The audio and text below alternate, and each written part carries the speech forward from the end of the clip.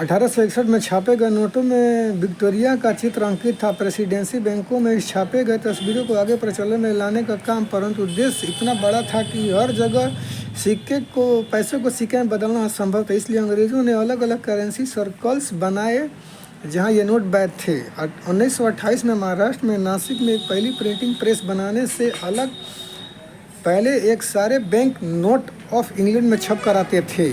1870 के बाद दुनिया में बहुत ज़्यादा चांदी के सिक्कों की खोज हुई। चांदी के दाम गिरने लगे थे और इसलिए रुपये के दाम भी गिरने लगे, क्योंकि रुपया चांदी पर आधारित था। इस कारण दुनिया के कई देशों जैसे जर्मनी, फ्रांस इत्यादि गोल्ड स्टैंडर्ड पर आ गए, परंतु ब्रिटेन, भारत और जापान सहित कई देशों में अभी चांदी ही मापक थी। 1893 में the Indian coin act act 1870 में दी इंडियन पेपर करेंसी एक्ट 1882 में संशोधन किया गया और 1893 में भारत को गोल्ड एक्सचेंजर स्टैंड की शुरुआत हुई। बाद में 1898 में फुलर समिति की सिफारिश पर भारत में गोल्ड स्टैंडर्ड लाया गया।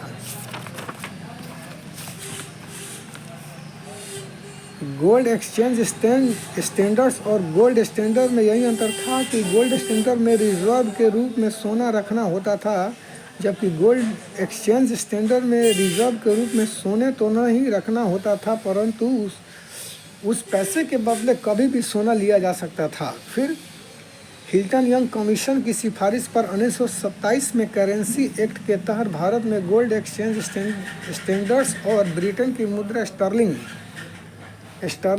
एक्सचेंज स्टैंडर्ड लाया गया, जिसका मतलब यह था कि सरकार के पास अब विकल्प था कि वह कागज़ के नोट बदले सोना या स्टर्लिंग के रूप में कुछ भी दे सकती है। सितंबर 1931 में ब्रिटेन ने गोल्ड स्टैंडर्ड का खत्म कर दिया और इसके बाद भारत सरकार भारतीय रुपयों में अब सोना नहीं बल्कि ब्रिटेन के स्टर्लिंग मुद्रा ले सकती थी। 1 पाउंड की कीमत 13.33 रुपये निर्धारित की गई थी। इसके बाद अगर स्टर्लिंग में गिरावट आई तो भारतीय मुद्रा में गिरावट आएगी। दादा भाई नौरोजी ने भी अंग्रेज़ों द्वारा भारत में लूट-पुट को अपनी पुस्तक poverty and on British rule of India में दर्शाया है कि उन्होंने समझाया है कि अंग्रेज ने सारा कर फसल के एक हिस्से के बजाय सोने चांदी पर लगा दिया और सारा धन बाहर ले गए।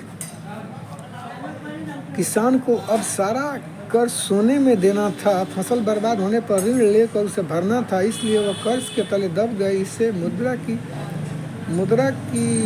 की मात्रा में कमी आई, शॉर्ट मनी, और भारत के कृषि और उद्योग नष्ट हो गए। भारत गरीब के कुचक्र में फंस गया। रिजर्व बैंक की स्थापना, रिजर्व बैंक ऑफ इंडिया। अंग्रेज़ों ने न जाने पहले से इस बैंक में आर्थिक गुलामी को बरकरार रखने के लिए सन 1934 में भारतीय रिजर्व बैंक की स्थापना की। वर्ष 1947 में देश को तथाकथित रूप से आज़ाद कर अपनी व्यवस्था ज्यों की त्यों छोड़ दी। 1935 में रिजर्व बैंक बनाने के बाद अगस्त 1940 में भारत सरकार ने 1 रुपये का नोट छापा।